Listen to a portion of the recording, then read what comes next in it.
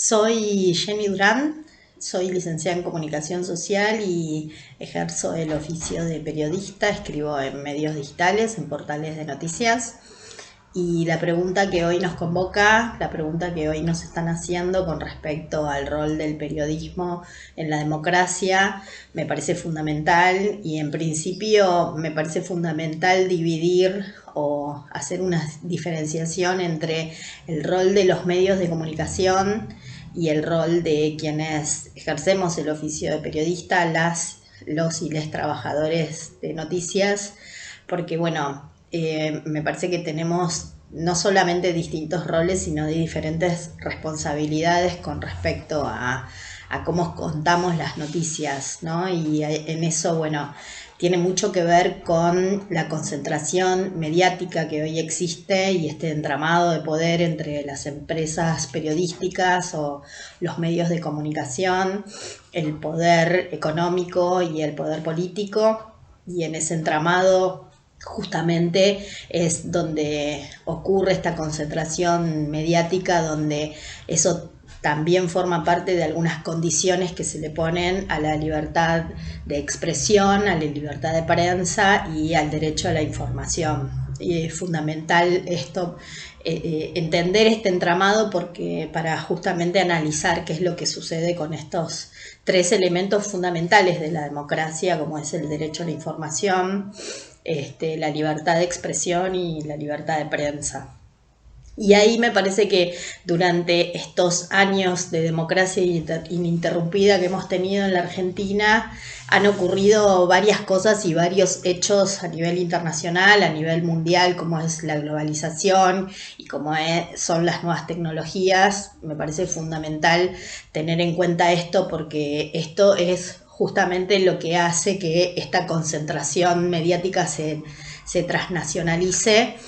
Y en ese sentido también van creando un discurso único los medios de comunicación, que de alguna manera la organización social, quienes ejercemos el periodismo, también tratamos de generar un antídoto hacia eso, mediante la organización de las y los y les trabajadores, mediante la posibilidad de tener medios de comunicación que en algún momento hemos llamado alternativos, medios de comunicación que hoy muchos están en plataformas digitales, para generar una pluralidad de voces, y quienes también defendemos las luchas por los derechos humanos y distintas causas populares, también entendemos que estos medios de comunicación son herramientas para lograr el derecho a la información, y este derecho a la información también es un ida y vuelta con la ciudadanía, que nos parece fundamental, porque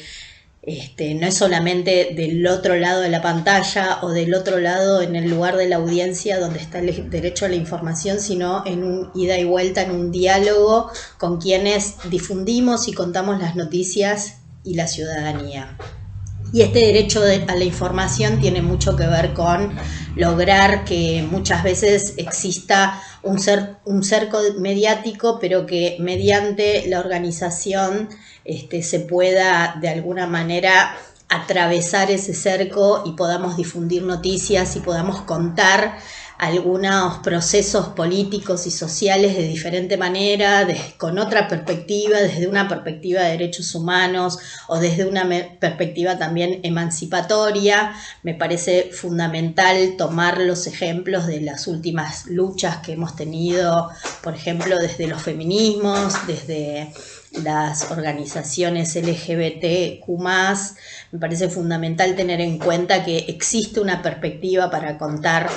estas noticias o para contar estas historias, y en ese sentido reivindico mucho lo que ha hecho la organización desde el feminismo y desde algunas periodistas muy comprometidas con estas causas. Me parece también fundamental tener en cuenta que hay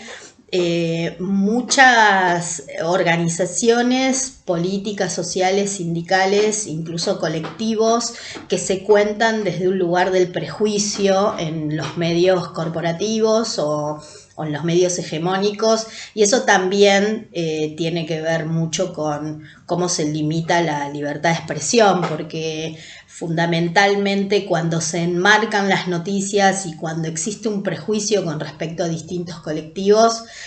también lo que se genera es un cerco con respecto a cómo se cuenta o cómo se puede generar cierta empatía con esa población discriminada o vulnerada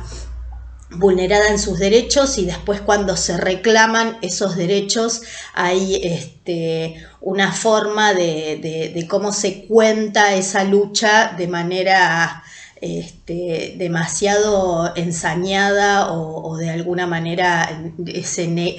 negativiza a esa población que está demandando sus derechos. Así que me parece fundamental tener en cuenta esto, tener en cuenta que conocer cómo son estos distintos entramados también nos hace mejores ciudadanos, y también tener en cuenta que prepararnos y organizarnos para que exista el derecho a la información como el derecho a la vivienda, el derecho a la salud, el derecho a la educación, es parte del ejercicio democrático y parte de la profundización de la democracia.